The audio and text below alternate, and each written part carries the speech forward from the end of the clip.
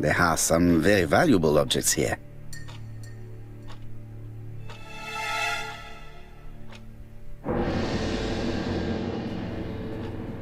Traditional Chinese map. Facsimile. South is on the top of the map.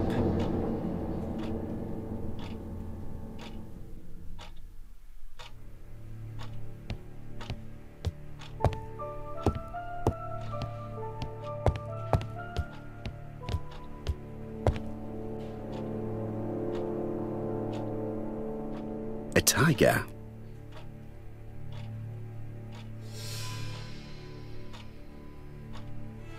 A turtle.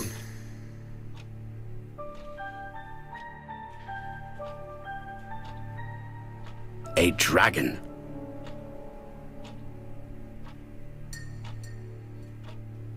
Dragon, dragon, dragon. Sir Carmichael showed himself to be very consistent in his collection's theme. It is an emperor. His place at the center of the table is probably symbolic.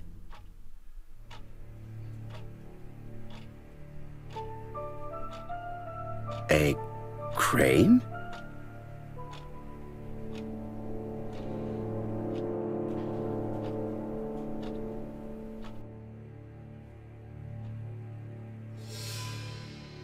Comside's private collection, purchases since 1920. The catalogue for Sir Carmichael Clark's collection.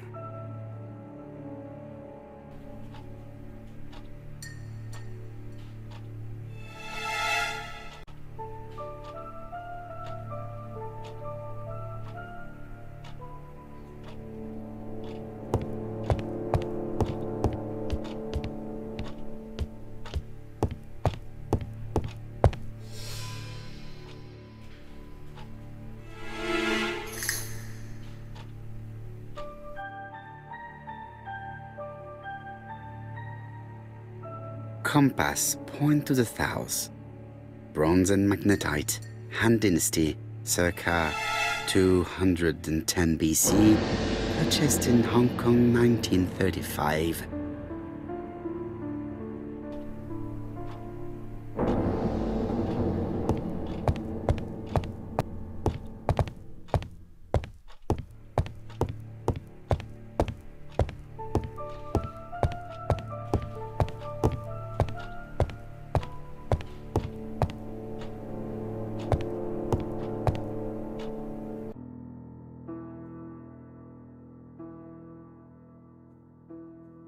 The cardinal points.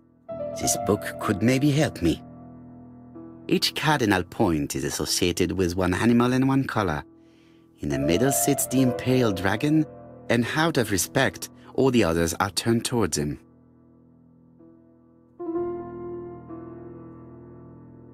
Turtle, the dragon, the crane, and the tiger. I think I've already seen this motif somewhere.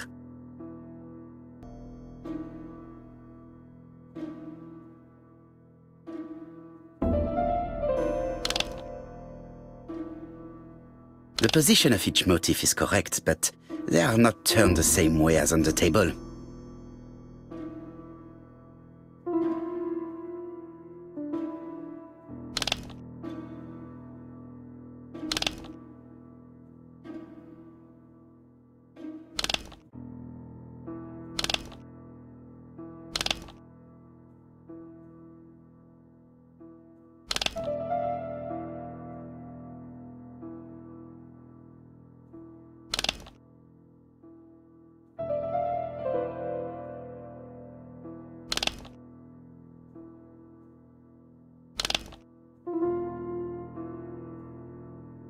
I think I heard a bang. Could it be this cupboard? This is interesting.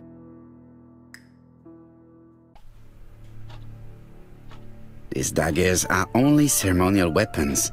I do not think that the crime weapon is here.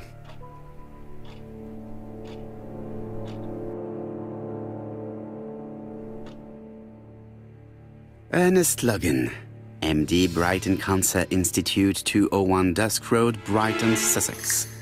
To Sir Carmichael Clark, MD, Campsite, Churston, Devon. Brighton, 1935, January the 5th. As a man of science, I owe it to you to be completely frank. Lady Clark, your wife is suffering from a generalized terminal cancer. I confess I didn't suspect anything like that during the first exams. But with the test results I have received today, there is unfortunately no place for doubt. I estimate that Lady Clark's life expectancy is no more than 1 year. Hospitalization would not help in her case, so I advise you to keep her at home and provide her with as much morphine as required to ease her last moments. Yours sincerely, Ernest Logan.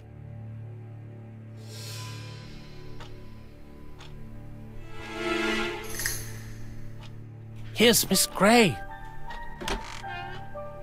Sorry to keep you waiting. Lady Clark's condition requires regular care.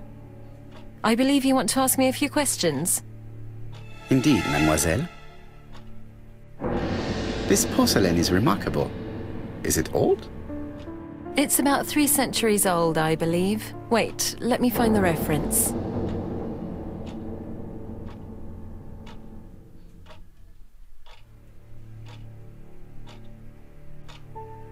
She appears to be very flustered.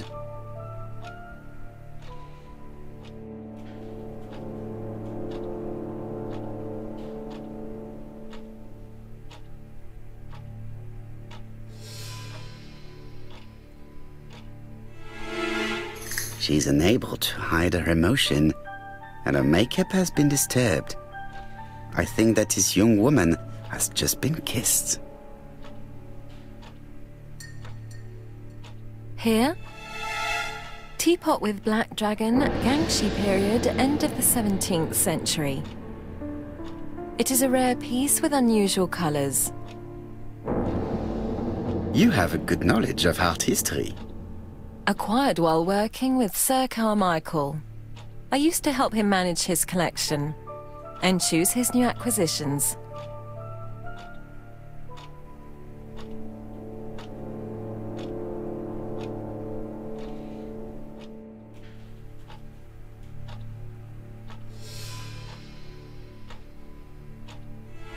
Was it difficult working for this elderly gentleman? He wasn't old. Well, I mean... Did you have a good relationship with your employer? He treated me well, and I am sorry for his death. Have you seen any strangers hanging around in the past few days? No. Nobody has been near Campsite.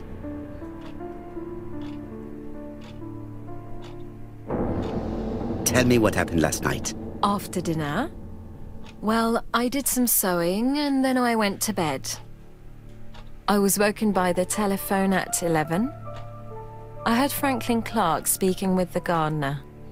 They left with some lanterns, and they found the body.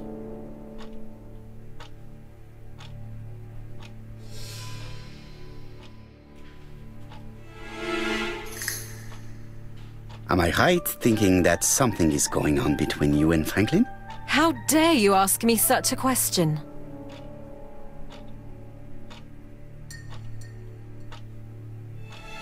Mademoiselle, it is difficult to hide things from me. He kissed you earlier, did he not? My goodness, with Sir Carmichael's death, I was feeling so awful, so worried. I was unable to resist.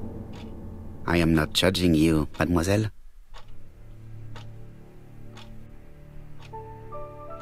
Miss Gray, if I may be so bold, please do not take offense.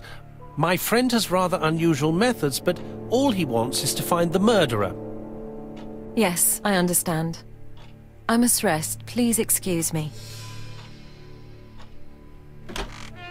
Earlier, you asked me to watch the living room door for you.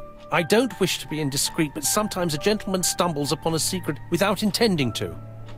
That is sometimes the case. And I saw Franklin Clark kissing Miss Gray at the foot of the stairs. Do you think this is a common occurrence? No, I saw emotion, intensity. I think it was their first kiss. Well done, mon ami. Well spotted. However, I don't think I completely understand this business. Why did Sir Carmichael not defend himself? He appeared to have been active and strong. The murderer did not give him a chance. Let us try and reconstruct the scene. Sir Clark is taking his customary walk. Our killer is hiding behind a bush.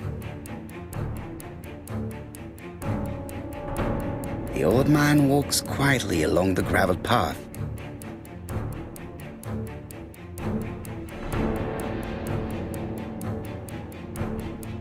Then he turns towards the sea to gaze at it.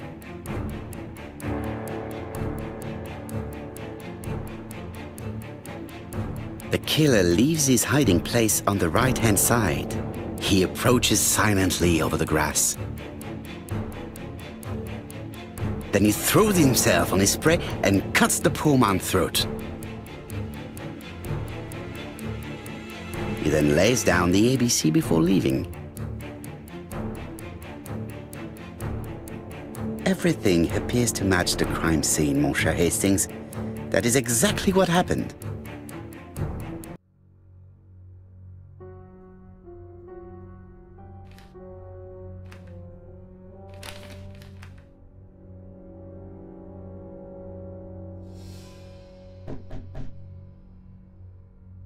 Oh, just a minute. I'm getting dressed.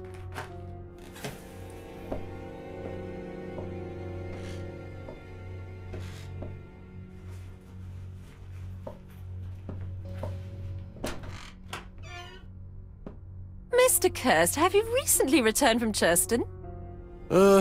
Yes, indeed I have. Have you seen the papers? And to think that you might have rubbed shoulders with the killer. Imagine that. Mr. Kirst, are you all right? You don't seem well. My apologies. My throat is burning and my head feels heavy. It's ever since the war, you know. Since my injury, my head has never been the same.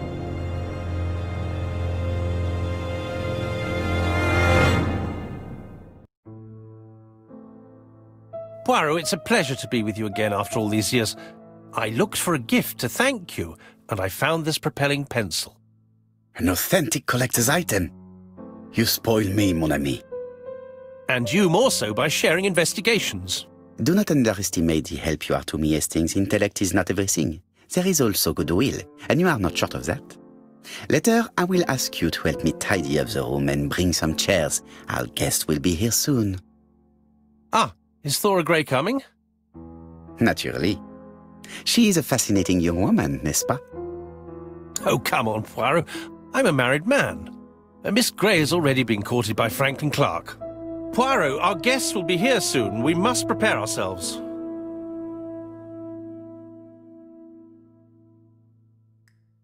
I should take advantage of the silence to examine them.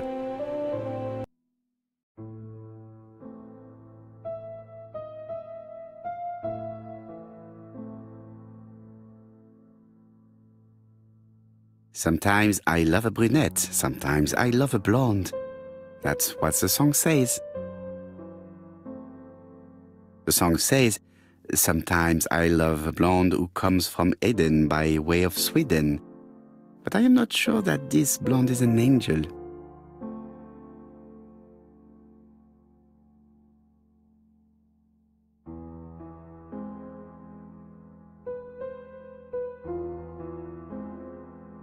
Donald is always on edge.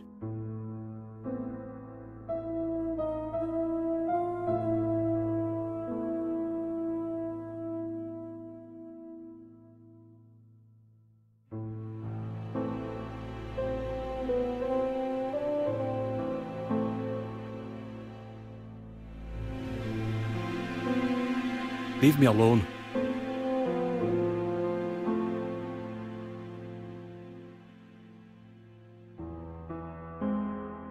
Donald Fraser is very nervous at the moment, even if he is trying hard to control himself.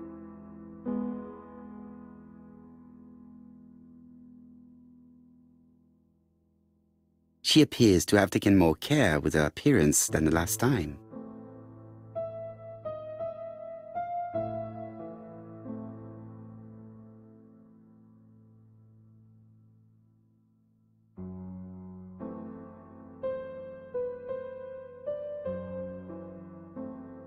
She's looking at Mr. Fraser out of the corner of her eye. Did she make herself beautiful for him?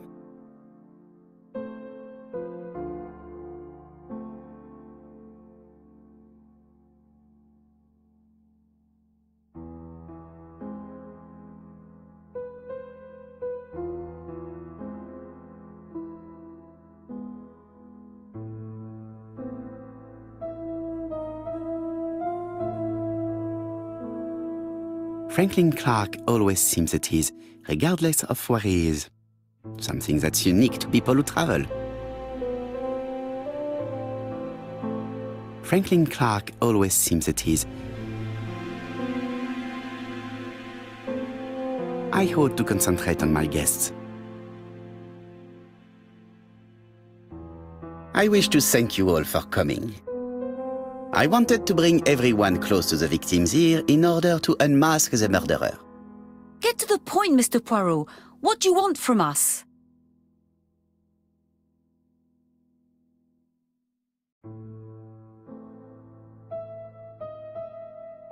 Megan, dear girl, please be patient. Mr. Poirot, how dare you address me by my first name? Please excuse me, mademoiselle. What I ask is that you search your memories. The murderer must have left some trace. Yes, he must have prepared his crimes very carefully. Tout à fait. He did not get to Bexhill at midnight in order to strangle a young girl whose name by chance starts with P. Must we go into that?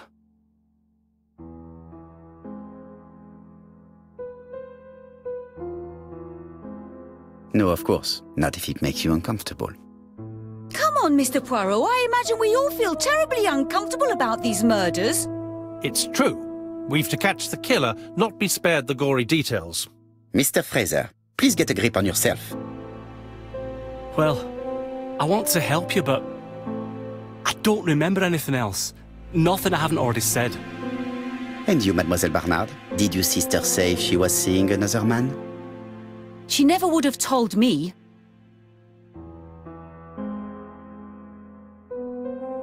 Allons, surely sisters have no secrets. She never spoke about any of that to me. Do you believe me, or do I have to repeat myself? Betty knew I didn't approve of her behaviour. Her flirting was spoiling any chance she might have had. Tell me, mademoiselle, what did you talk about with your sister? Silly things. Her new dress. She wanted a pair of black stockings to go with it. Mother bought her a brand new pair. The day it happened, she was crying. And to think that Betty never even wore them. Poor Mummy. Your sister used to sing, I believe. Did she ever perform in public? She dreamt about it, but she had a very bad cough. It troubled her greatly. She had to cancel auditions and miss lots of opportunities. A pity. Yes, she sang well, but that doesn't tell us much about the murderer. Qui sait? In any case, we now have enough information to draw up a relatively precise psychological profile. Let us now try and get our brain cells to work.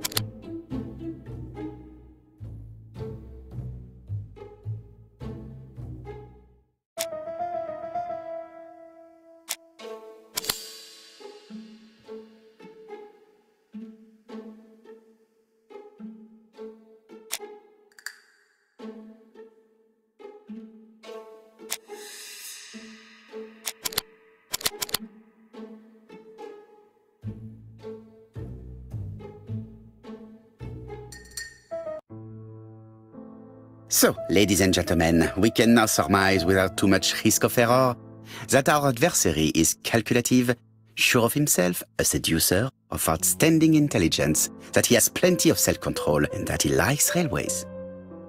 It's a good start. Other meetings may be necessary. I hope that you will be able to come back again. Well, it's just that...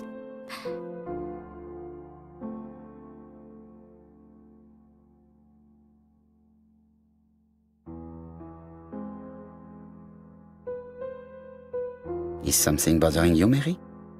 Well, Mr. Poirot, you see, I don't know if I can come to London just like that. It's normal that people helping with this inquiry should be reimbursed. Starting with you, Miss Drower, please allow me to pay for your train tickets. Oh, sir, I cannot accept. But you must. Mademoiselle, I may not be rich, but my brother left a fortune which will be mine. Mr. Clark, that's very generous of you. Well, someone has to foot the bill. Mr. Poirot, would it be possible for you to come back to Devon? Lady Clark has expressed a wish to see you. We'll adjust her medicine so she'll not be too drowsy. But of course, I shall come the day after tomorrow if it is convenient. Thank you all for coming. We will meet again soon. The meeting was most fruitful. Really? Hastings, I believe now we have everything we need to find a common point between the victims. Now it is time for us to use our grey matter.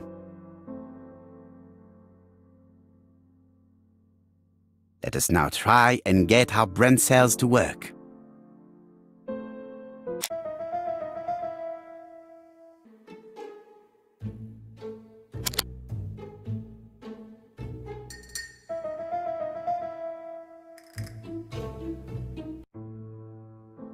The first two victims suffered from bad throat, and that was precisely the specialty of the third victim, Dr. Clark. We have a lead. It would pay to take a closer look at the medical records of Dr. Clark's patients. We'll do so during our next visit to Churston. I will do it myself, mon ami. You must remain in London just in case ABC sends us another letter. Very well, as you wish.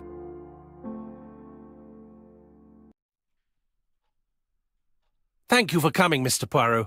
Lady Clark is waiting for you in her bedroom on the first floor. Please excuse me, I cannot stay for the interview. I've to take Miss Grey to the station to see our lawyer in Torquay.